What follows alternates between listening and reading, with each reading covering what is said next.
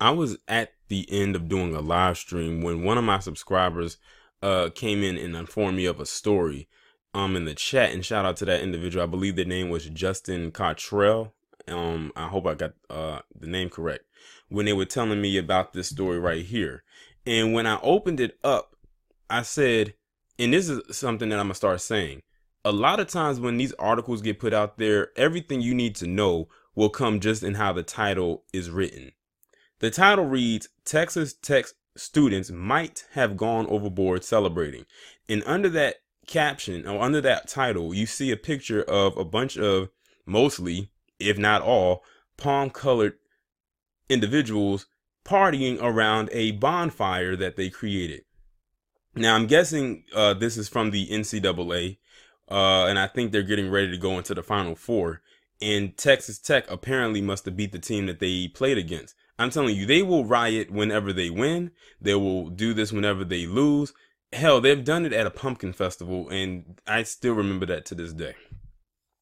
Now, it says might have gone overboard. I can tell just by looking at this picture, and I don't even need to look at anything else, and tell that it was more than just them might have gone overboard. Because when I opened up, or not opened up, but looked at another article's title, which was worded differently than this, I said they did not just simply might have gone overboard. They did go overboard. But let's go ahead and entertain this article and see what comes out of it. And we'll be the judge and see if they might have gone overboard, if they really did go overboard. Unlike Auburn fans, those supporting the Red Raiders had a pretty good reason to celebrate on Saturday night. Texas Tech converted its first men's Final Four appearance in program history into its first NCAA tournament final appearance. As a result, students on campus gathered all around Lubbock, Texas, and maybe had a bit too much fun enjoying their team's success. For starters, here's a crowd gathered around some dudes jumping up and down on a car while a guy who climbed a lamppost beats the ever-living shit out of a street light.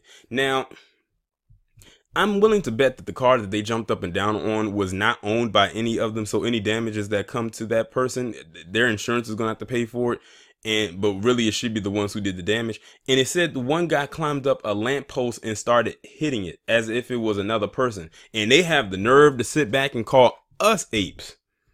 That was very ape-like and Neanderthal in nature. You climbed up a damn lamppost and started hitting it. But let me continue. Speaking of cars, this is one of the many that fell victim to being flipped over on Broadway. Now, the reason why y'all can't see is because it's in a video format. What I'll do is I'll leave the link to the article in the description and you can watch the video yourself. It's not as if the students would leave immediately after those cars were flipped. Once they were upside down, the cars became platforms that could be used to dance on and blast country trap sensation Old Town Road by Lil Nas X from a portable speaker. And I'm looking at the image right now, and I see one goddamn coon up there dancing right in the middle of them goddamn white boys standing out like a sore thumb over, like literally, I'm looking at the image right now. They are dancing over a flipped car, like the wheels turned up and everything. Let me continue. As you can probably imagine, it's quite difficult to get around places when your main form of transportation.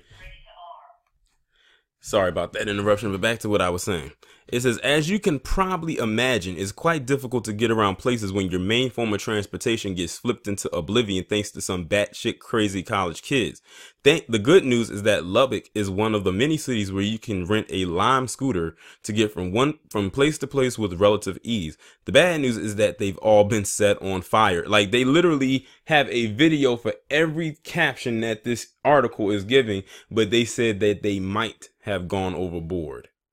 It says, in fact, fire seemed to be a bit of a theme that evening. Things quickly came to a halt when police arrived in riot gear with batons, police shields, and according to KCBD 11, tear gas. Once cops were done using the military-grade dispersion tactics, they blocked the street to prevent anyone from entering as they tried to get kids to leave the area. As of writing this post, there have been no injuries or arrests reported. This appears to be the opposite of what happened in East Lansing, Michigan, according to Lansing State Journal. 23 arrests, 22 misdemeanors and 1 felony were made from students angrily rioting over their team's loss to Texas Tech.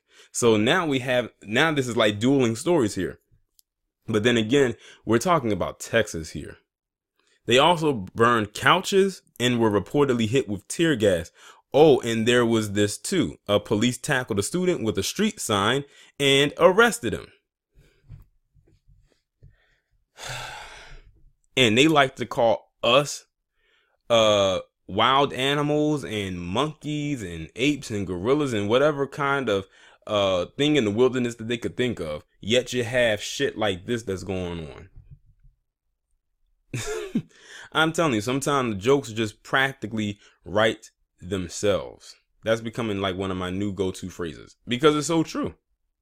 Like these individuals, okay, we fine. Your team made a historical feat, but you're going out there destroying property and setting fires, climbing up lampposts and beating on them. Like it's terrible. Like I'm telling you, the way that Palm Colored celebrates a win versus how black people celebrate a win is 2 different ways of celebrating.